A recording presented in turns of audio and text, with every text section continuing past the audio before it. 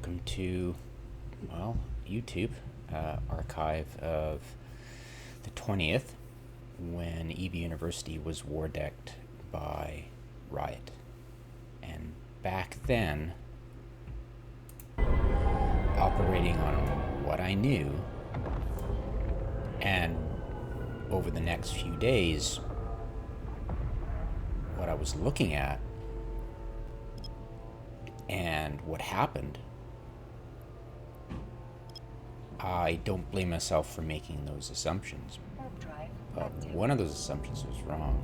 And a little birdie told me that Riot, actually Stuart, the man from Wherefore, One Man Alliance, he has a history of friendly firing his own HQ with his own alliance, and that doesn't give you a 24-hour timer, it gives you a 4 to 5 day timer.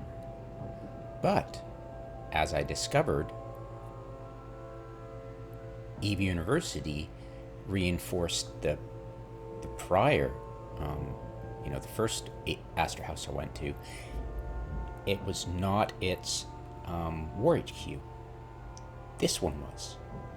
But they reinforced that other one with, tons of war declarations, and it got a 24-hour timer. So how can a defender reinforce another Astor House of the attacker, but not its warHQ, and get a 24-hour timer, but the attacker can attack its own Astor House, reinforce it, and get a 4 to 5 day timer? And the obvious exploit from that is to totally take advantage of CCP's stupid mechanics to give itself, and if you look at the timer, see it's 1/4 of the way through. Now, I didn't realize it at the time, but in hindsight, this is totally proof and evidence to back up what the little birdie told me. And they were decked probably a few hours after reinforcing their own structure. They reinforced their own structure and were decked. Or maybe they were decked, and then during that spool up period of 24 hours before you could fight, they just reinforced their own structure, giving them 4 extra days to gank EVE University targets in HiSec. And the little birdie told me it's happened before. And I've never noticed it, because it's not something that, it's shitty behavior, and only when it's pointed out that you go, oh, of course. But at the same time, you're like, but wait, how can EV University reinforce something else and get a 24-hour timer, but they can attack their own structure and get a 4-day timer? Why can't it just be as simple, if you shoot a warHQ in a HiSec and RF it gets 24-hour timer? How hard is that to code? And the interesting thing is, Stuart's either disgruntled ex-employee, or he gets fed information by, say, Goon or somebody like that who does a lot of war decking, right? And it's just built up over experience of not trial and error, but, oh, that just happened, let's take advantage of it.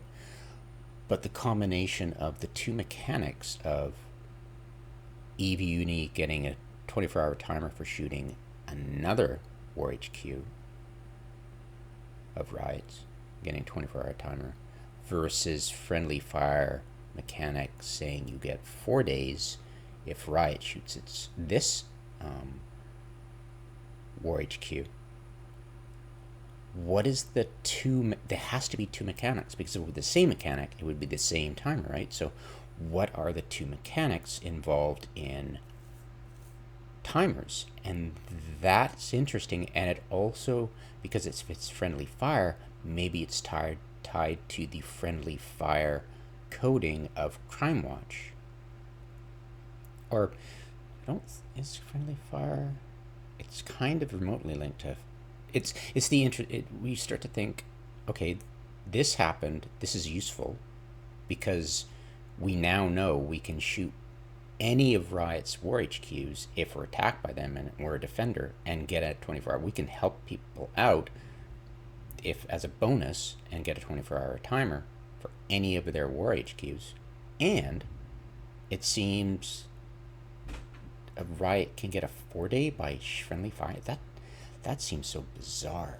Like, the combination of the two is bizarre.